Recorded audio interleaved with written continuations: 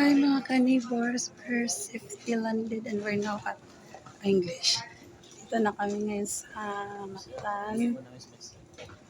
Aso ako magbabantay ng ano. So dito kami ngayon sa Mactan Airport. Kalalapag lang namin from Manila. And welcome to my hometown, Cebu.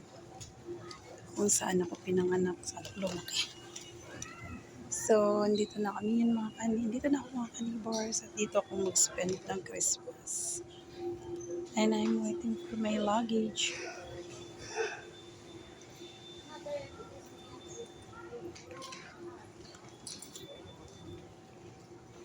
Where? Medyo tagal pa. Luggage mo, sis.